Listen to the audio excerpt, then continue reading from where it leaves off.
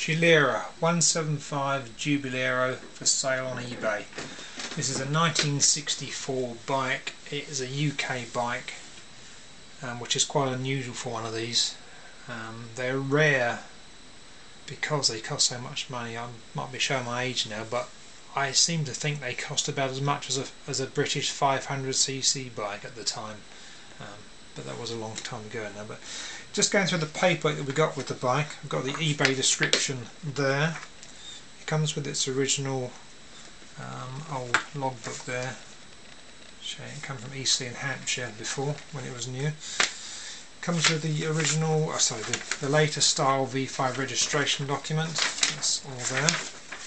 It's got its last MOT test certificate. Now that ran out in February 2002, so it doesn't have an MOT now.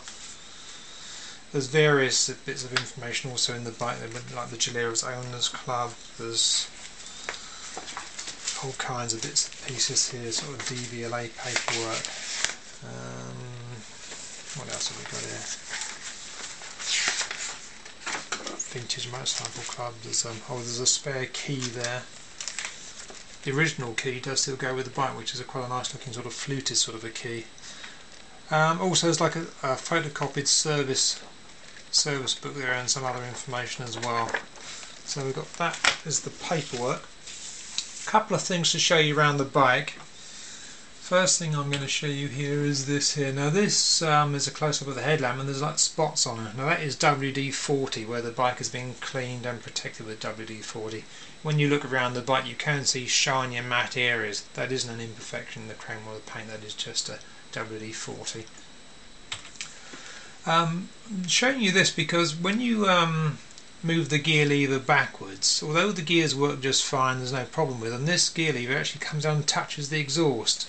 Now obviously it's not supposed to do that, so I don't know whether this gear lever is slightly bent or whether it's in slightly wrong position.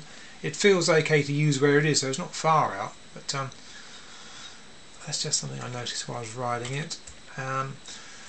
The bike stopped on me a couple of times. I did about 3 miles on the bike, I suppose, and it's probably the longest distance the bike has travelled in many years, and it stopped on me a couple of times. Now I don't know where the fuel tap positions are, for one thing. There's a tap on either side and they both feed the single carburettor there. I can't tell where on is, reserve or off.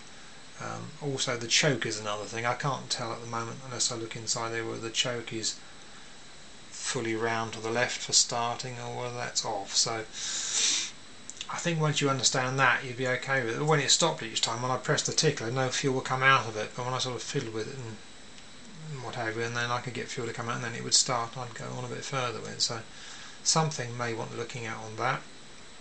The speedo doesn't work. I don't know whether the mileage on the bike is right or not. I don't know also whether the speed is being clocked up on either. I just know that this needle here is not working. So that. Also this ignition switch, although it works as it should do, when you turn it off it doesn't kind of click cleanly sometimes, and when you look you think you've turned it off and the rear light is on. So you might want to take that to bits and clean it or what have you, but I think I do know where there's a place we can buy new ones of those anyway, so it probably just wants cleaning. I suspect probably what's happened is the grease that it's been packed with when it was made has probably turned to wax by now, and that's separating the contacts in there. But generally speaking, quite an up together bike. So there we go. Good luck with the bidding.